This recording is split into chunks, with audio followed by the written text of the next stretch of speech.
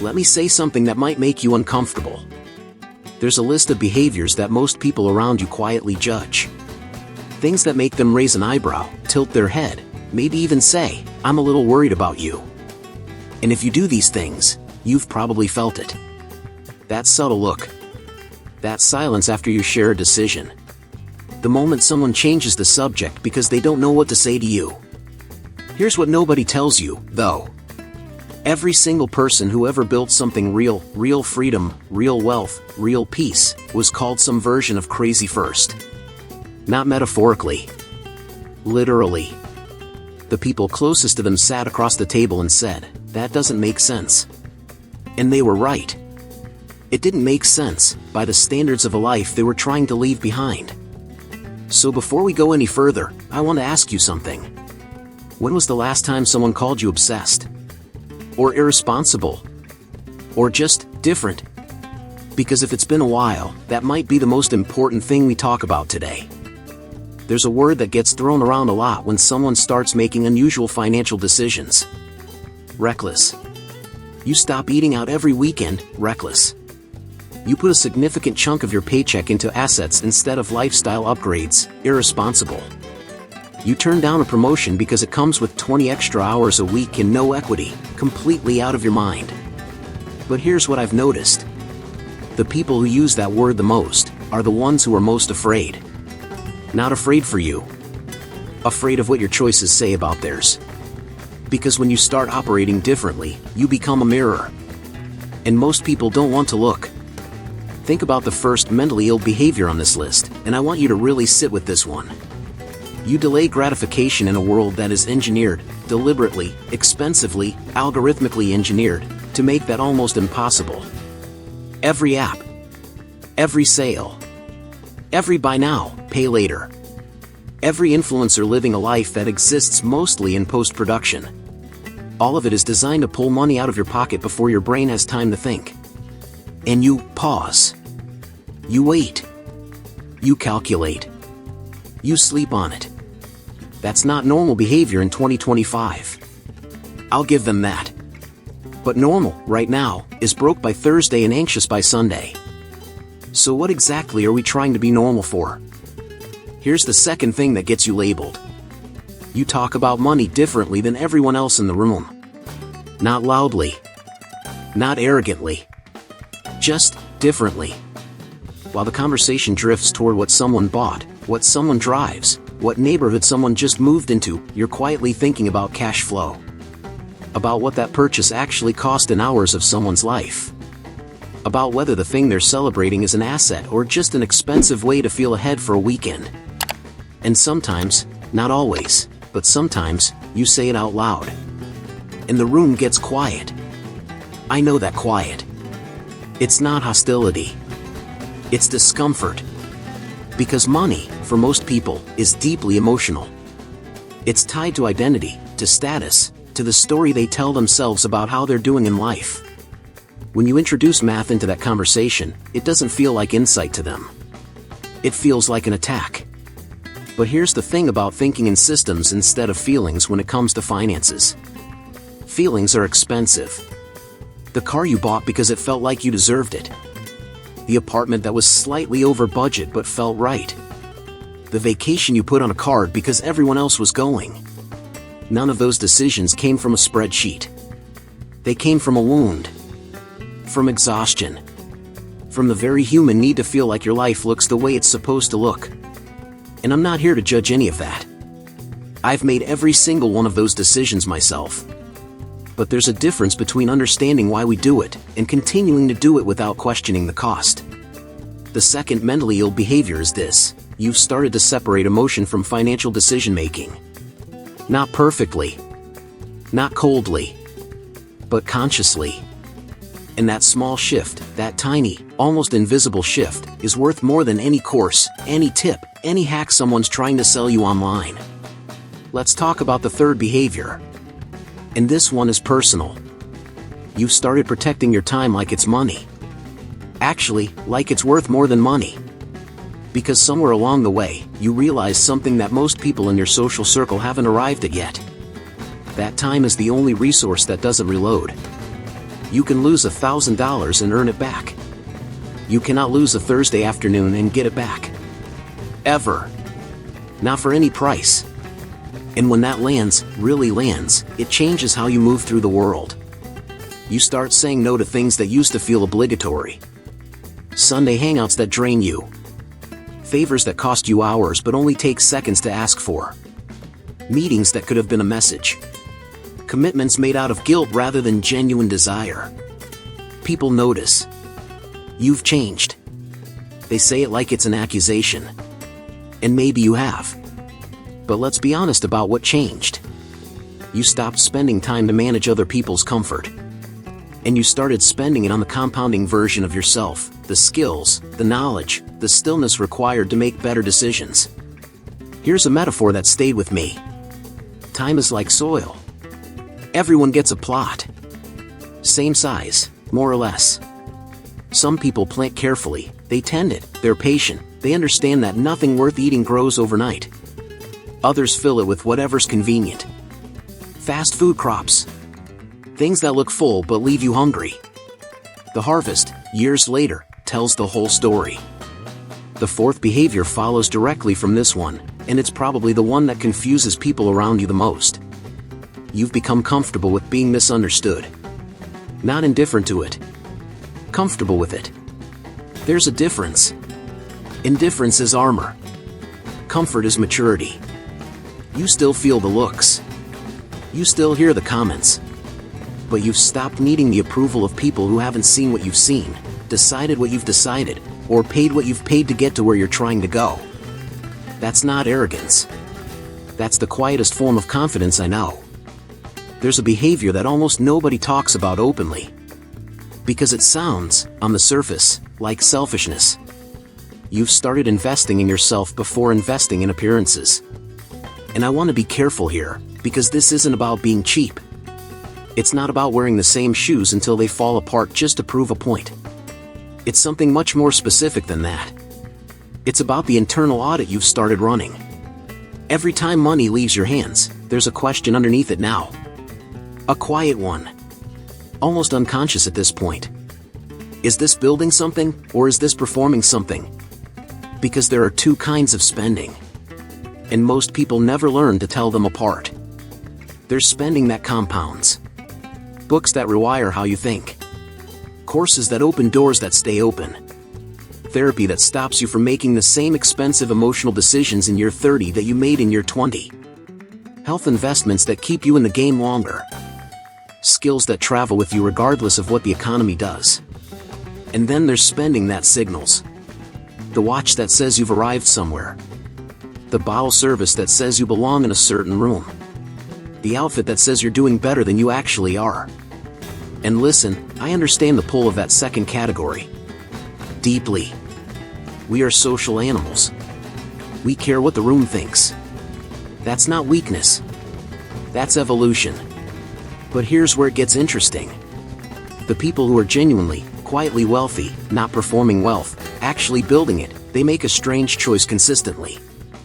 They invest in the invisible. The mentor relationship nobody sees. The Saturday morning spent learning something that won't pay off for 3 years. The decision to live in the less impressive apartment for 2 more years so the difference goes somewhere that actually matters. From the outside, it looks like they're falling behind. From the inside, they're building a runway.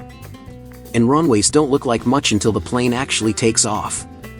The fifth behavior on this list is one that genuinely worries the people around you. You think in decades. Not quarters. Not years. Decades. When someone asks where you see yourself in 5 years, you almost smile. Because 5 years, to you, is the short game. The short game is where most people live their entire financial lives, reacting to what's in front of them, solving the problem of this month, this season, this cycle. You've started playing a different game entirely. And here's what's strange about playing the long game. It makes you appear, in the short term, like you're not trying hard enough. Like you're too relaxed. Like you don't have enough urgency. But urgency and intention are not the same thing. Urgency is noise. Intention is direction. And you've chosen direction. We're getting close to the end now. And I want to give you the last two behaviors, because these are the ones that, in my experience, separate the people who talk about change from the people who actually live it. The fifth behavior. You've stopped competing with people you can see. This one is subtle, and it cuts deeper than it sounds. Most financial anxiety, and I mean most of it, doesn't come from actual scarcity. It comes from comparison. From the invisible scoreboard that runs in the background of every social interaction you have. The colleague who just bought a house. The friend who's traveling again. The person on your feed whose life looks like a catalog and whose bank account you know absolutely nothing about. And for a long time, that scoreboard ran your decisions. Not consciously. Never consciously. But it was there. Quietly inflating your lifestyle when there's inflated. Quietly making you feel behind on a race you never actually signed up for. Here's what shifted for you. You stopped looking sideways. And started looking forward. Not at what they have, but at what you're building. The version of your life that exists 2, 5, 10 years from now if you stay consistent with the decisions you've already started making. That shift sounds simple. It is not simple. It requires a kind of psychological discipline that most productivity systems completely ignore. Because you can have the best budget in the world, the most optimized investment portfolio, the most disciplined savings rate, and still blow it all the moment someone you know does something that makes you feel behind. Comparison is the most expensive thing most people buy. And it doesn't even come with a receipt. Now, the sixth behavior. And I want you to sit with this one for a moment before I say it. You've made peace with uncertainty. Not excitement about it. Not toxic positivity about it. Peace. Because here's the truth that nobody in the financial space wants to lead with, because it doesn't sell well. Nobody knows what the market will do next year. Nobody knows if the opportunity you're pursuing will pay off the way you planned. Nobody knows if the sacrifice you're making right now will be worth it in the way you're imagining. The people who build lasting financial stability aren't the ones who found certainty. They're the ones who learned to move forward without it. They built systems instead of waiting for signs. They made decisions with incomplete information, because that is the only kind of information that actually exists. They accepted that the discomfort of uncertainty is not a problem to be solved. It's the price of admission. Every worthwhile thing you will ever build financially will be built in fog. Partial visibility. Incomplete maps.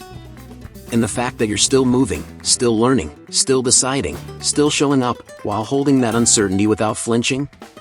That's not mental illness. That's one of the rarest forms of financial intelligence I've ever seen. Before I take you into the final stretch of this conversation, I want to pause for just a second. If you've made it this far, if you've sat with everything we've talked about today, then you're exactly the kind of person this channel exists for. Not the person looking for a shortcut. Not the person who wants someone to tell them what they want to hear. The person who's willing to sit with something uncomfortable because they know that's where the real shift happens. So if that's you, hit that subscribe button. Come back tomorrow. And the day after that. Because what we're building here isn't a highlight reel. It's a conversation. An ongoing one. And I'd rather have 1,000 people who are truly present than 1,000,000 who are just passing through. And honestly, if you found something in this video that felt like it was written specifically for you, it probably was. Because the person I'm talking to in these videos, they're not average. They never were. Which brings me back to something I said at the very beginning. Being called crazy, different, obsessed, that was never the problem. The problem was believing them. Here's what I want you to understand in these final minutes. These 6 behaviors we've walked through today, the delayed gratification, the systems thinking, the protection of time, the comfort with being misunderstood, the invisible investments, the long game, the peace with uncertainty, none of them exist in isolation. They're not a checklist. They're not a personality type. They're symptoms. Symptoms of someone who has looked at the default path, the one society hands you at 18 with a smile and a student loan, and quietly, without drama, decided to walk a different one. And that decision doesn't announce itself. It doesn't come with applause. It comes with silence. With doubt. with the specific loneliness of knowing something that the people around you haven't arrived at yet. But here's what that silence is actually telling you. That silence is not emptiness. It's space. Space that most people never create, because they fill every quiet moment with noise, with validation, with the constant need to check if they're still on track by looking at everyone around them. You stopped doing that. And in that space, something started growing. Not loudly. Not quickly. But steadily. The way things grow when they're real. Here's what I've learned, and I don't say this lightly, after watching people build and lose and rebuild and finally arrive at something that actually lasts. The ones who make it aren't the smartest. They're not the most talented. They're not even the most disciplined, not in the way people romanticize discipline. They're the ones who kept going when the story they were living didn't look like success yet. When the account wasn't impressive. When the apartment wasn't what they imagined. When the people they grew up with seemed to be moving faster, living bigger, celebrating louder. They kept going anyway. Not because they were certain. Not because they had a sign. Because they had decided. And there's a profound difference between hoping something works out and deciding that you will figure it out regardless. That decision, quiet, private, made alone somewhere between one version of yourself and the next, that is the actual turning point. Not the investment.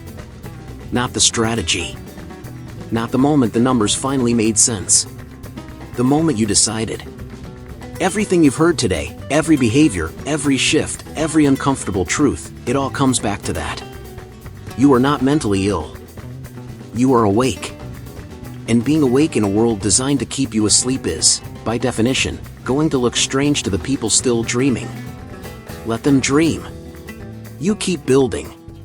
There's a verse that has stayed with me through every season of doubt, every moment I questioned whether the path I was on was real or just something I had convinced myself of. Romans 12 verse 2. Do not conform to the pattern of this world, but be transformed by the renewing of your mind. Not reformed. Not adjusted. Transformed. That's what these 6 behaviors are, at their core. A transformation of the mind. A slow, quiet, deeply personal refusal to think the way the world told you to think about money, time, status, and what a good life actually looks like. And that transformation doesn't end with this video. It continues tomorrow. And the day after. So, hit that subscribe button and share this video with 5 people in your life you think are ready to hear it. Not the ones who will agree with everything. The ones who need the conversation. And leave me a comment below, a real one. Tell me which of these 6 behaviors hit closest to home. Tell me where you are in this process. And tell me what you want us to talk about next. Because this channel goes where you need it to go. I'll see you in the next one.